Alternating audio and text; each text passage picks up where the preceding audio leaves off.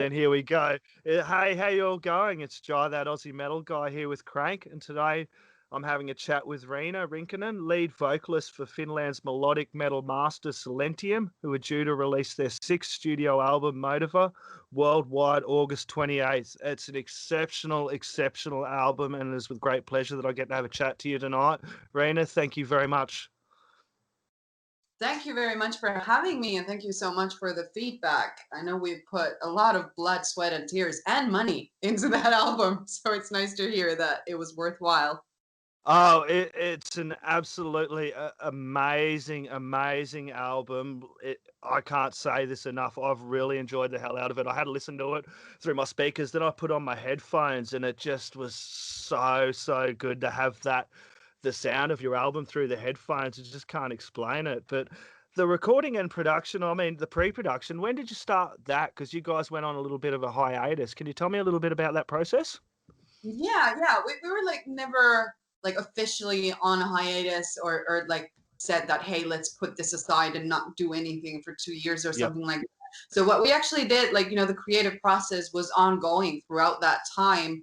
We just kind of took it a little slow, but yeah, it was still happening throughout that time. And some of the songs are really old. I know Sami has started working on Tide over 10 years ago already. And then some of them are much more recent and much more like newer compositions and so on. But we did work on them throughout that time, and we did play some we did play some gigs here and there throughout that time. And for instance, Safer, Easier, Truth, and Unchained have been played live like 4 or 5 years ago already. I can, cool. Can I talk about those tracks, Truth and Unchained? Can you tell me a little bit about first Unchained? Because that come out first, and that was as you said, these are tracks you have had for a little bit. Can you tell me a little bit about the tracks Unchained and Truth and what they mean for you? Yeah, they're really meaningful, and they're extremely personal because a lot of my writing comes from my depression, even if it doesn't deal with the depression. But those two songs are definitely about depression, and they are in a reverse order on the album. Truth comes first, and Unchained comes then. It was more of like the choice of them coming out in the order that they did had to do with some production schedules and so on. But whereas Truth deals with just the fact that that you can't really get to the truth unless you know the question that you're asking. So if you have the wrong question, you will never get the right answer. And for me, I was for a long time asking the wrong question of how do I get free from depression, when the right question was actually how do I learn to live with it? And that's the only way to find the truth. And that's what that song is about for me. Of course, it can be about anything for somebody else, but it's about just facing the music, so to speak. And Unchained. Yeah, I totally got. Yeah, you go with Unchained, and we'll talk about Truth after.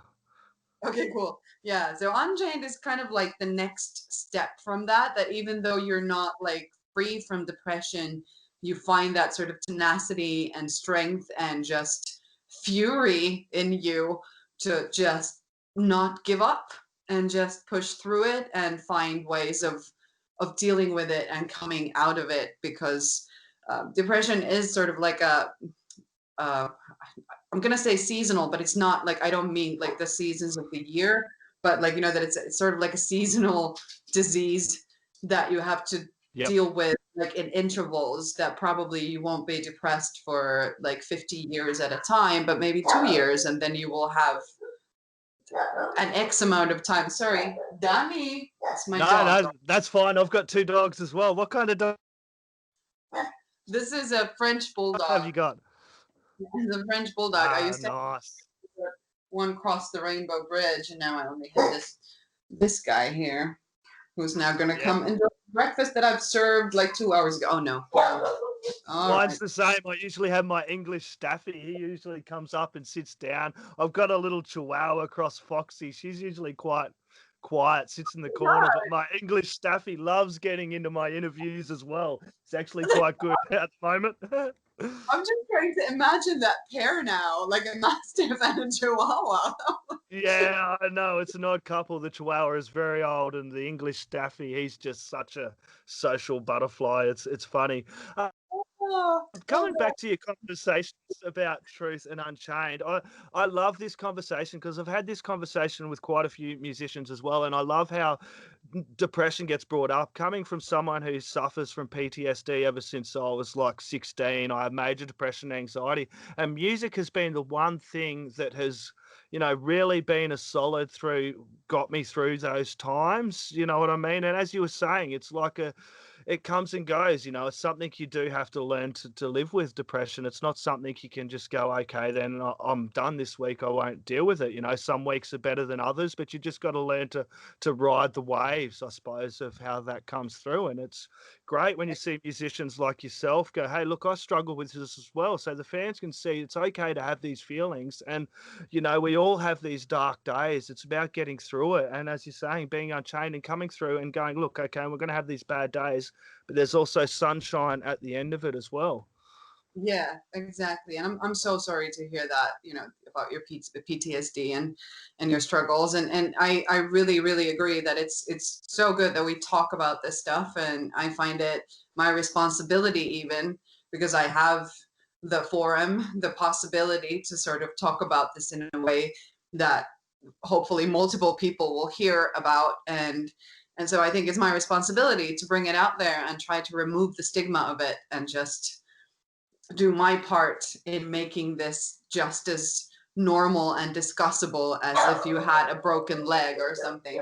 Yeah, it's really good that the conversations have come around these days. Like 20 years ago, we weren't having these conversations.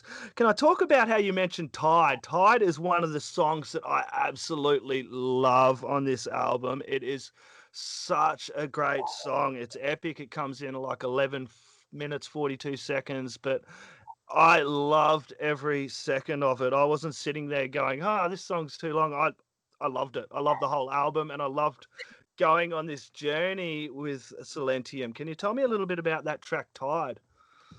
Yeah, that it's definitely a journey, as is the whole album, and this is how we want them to be. Tide is, yeah, like I mentioned, Sami has been starting to work on it quite some time ago already. And so it has had time to grow. And for me, I wrote those lyrics for it, I think in 2014.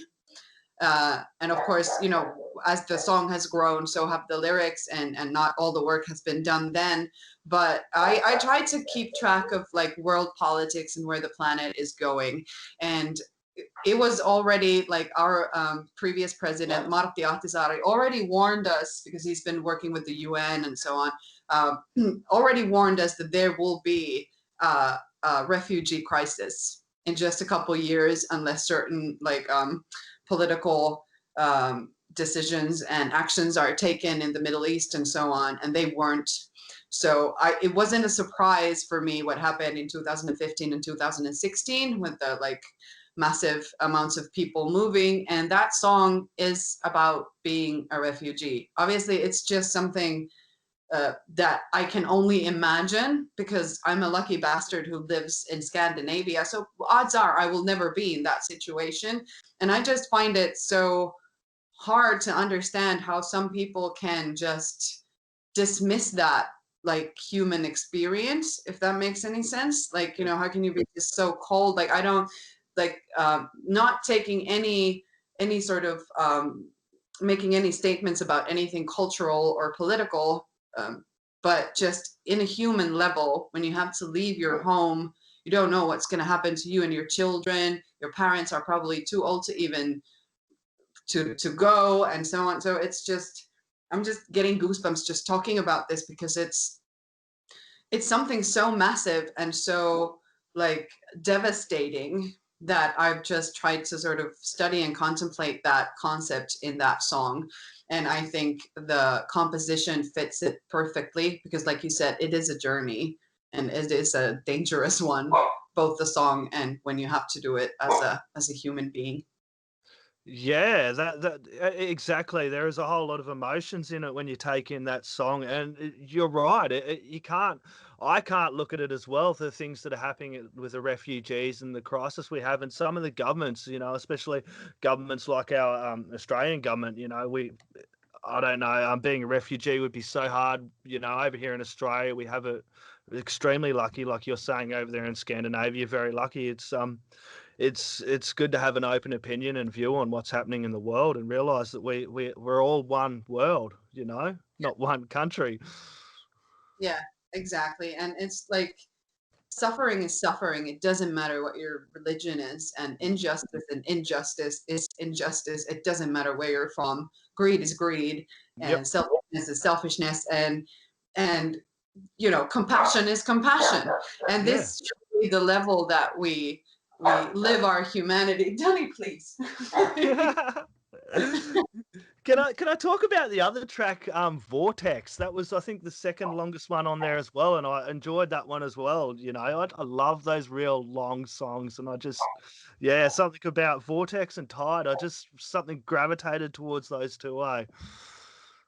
Yeah, yeah, absolutely. That is the one song that does not have my lyrics. So it's Yeah. the old male vocalist Matti's lyrics, Yep. and it's about yearning fame and glory, and just like we just talked about, greed is greed. It doesn't matter where you are.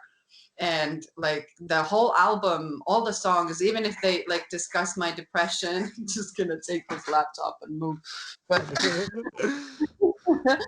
but and even though not all the songs are about depression, but they sort of come from that place where the world is incomprehensible and so are the people in it. So I try to understand both by writing these things. And the album title Motiva is Latin, and it means to be moved, to be stirred. And that is kind of like what all the songs are in essence about: what moves us, what makes us do the things we do.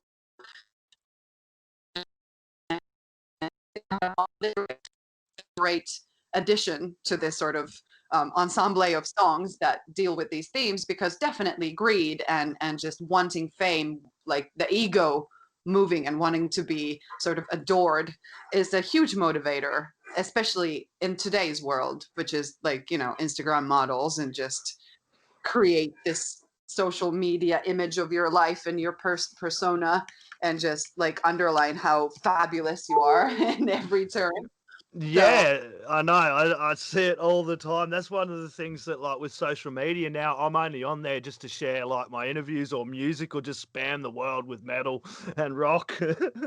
yeah, yeah, and it's like, obviously I don't try to sound like some sort of saint. I am interested in how I look. I would rather look good than not good, clearly. But I think this is like a human thing to have. But if you go to my personal Instagram, which is Rinnakkaistodellisuus, which is like a pun, it means parallel reality, but just with my name. It's funny. But anywho, you will see that I don't post that much stuff there. I take care of the band social media, so I have to be on social media and do those things. But it's also like, the culture of things is like, if I post a selfie of myself, it will have like all these likes in just a moment. And if I post something else that is like band related and it will not get the same attention.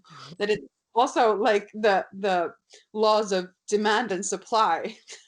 Yeah, So, I noticed that, and it's also on the same note where people have these likes, and they jump on stuff like that. Also, Spotify. I'm noticing, like, with the digital way, people aren't digesting albums as much as they used to with the Spotify and the digital platforms. And whereas an album like yours, yeah, you can take these tracks singly and listen to them one at a time, but when you put on this album and you listen to it from the track one right to the end there, and it comes back around, it is just amazing. And you can't top that with just listening to one track, eh?